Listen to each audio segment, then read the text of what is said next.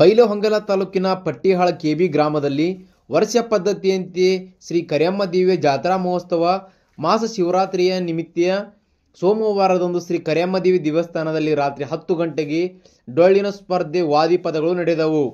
ಮಂಗಳವಾರದಂದು ಬ್ರಾಹ್ಮಿ ಶುಭ ಮುಹೂರ್ತದಲ್ಲಿ ಶ್ರೀ ಕರಿಯಮ್ಮ ದೇವಿಗೆ ರುದ್ರಾಭಿಷೇಕದೊಂದಿಗೆ ಕಾರ್ಯಕ್ರಮ ಪ್ರಾರಂಭವಾಗಿ ಶ್ರೀ ಕರಿಯಮ್ಮ ದೇವಿ ಪಾಲ್ಕಿ ಉತ್ಸವ ಊರಿನ ಪ್ರಮುಖ ಬೀದಿಗಳಲ್ಲಿ ಮತ್ತು ದೇವಸ್ಥಾನಗಳಿಗೆ ಪೂಜೆ ಸಲ್ಲಿಸಿ ಪಾಲ್ಕಿ ಉತ್ಸವದೊಂದಿಗೆ ಮೆರವಣಿಗೆಯಲ್ಲಿ ಊರಿನ ಭಕ್ತರೊಂದಿಗೆ ಹಾಗೂ ಶ್ರೀ ಕರಿಯಮ್ಮ ದೇವಿಗೆ ಉಡಿ ತುಂಬುವ ಕಾರ್ಯಕ್ರಮವು ನಡೆದವು. ತದನಂತರ ಶ್ರೀ ದೇವಿಯ ಗುಡಿಗೆ ಬಂದು ಗದ್ದಿಗೆಗೊಂಡಳು ಮತ್ತು ಅನ್ನಪ್ರಸಾದ ಸೇವೆ ಕೂಡ ಜರುಗಿತು. ಶನಿವಾರ ದಿನಾಂಕ 1ರಂದು ರಾತ್ರಿ 10 ಗಂಟೆಗೆ ಟಗರಿನ ಕಾಳಗವು ಜರುಗಿದವು. ಈ ಜಾತ್ರಾ ಕಾರ್ಯಕ್ರಮದಲ್ಲಿ ಗ್ರಾಮದ ಮಹಿಳೆಯರು, ಹಿರಿಯರು, ಯುವಕರು, ಗಣ್ಯರು ಭಾಗಿಯಾಗಿದ್ದರು. ಹಾಗೂ ನಮ್ಮ ವಾಹಿನಿಯೊಂದಿಗೆ ಶ್ರೀಯುತ ರಾಮು ಮುರುಗೋಡ್ ಇವರು ಜಾತ್ರೆ ಕುರಿತು ಮಾತನಾಡಿದ್ದು ಹೀಗೆ. ಎಲ್ಲರೂ ನಮಸ್ಕಾರಗಳು. ಏನು ಬೈಲಹೊಂಗಲ ತಾಲೂಕಿನ ಪಟ್ಟಿಯಾಳ ಗ್ರಾಮಕ್ಕೆ ನಾವು ಇವಾಗ ಆಗಮಿಸಿದ್ದೇವೆ. ಪಟ್ಟಿಯಾಳ ಗ್ರಾಮದಲ್ಲಿ ಬೆಳವಡಿ ರೋಡ್ ಹಾಗೂ ಕಿತ್ತೂರು ರೋಡ್ಗೆ ಹೊಂದಿಕೊಂಡಿರುವಂತಹ ಶ್ರೀ ಕರಿಯಮ್ಮ ದೇವಿ ಜಾತ್ರಾ ಮಹೋತ್ಸವ ಈಗಾಗಲೇ ಪ್ರಾರಂಭವಾಗಿತ್ತು.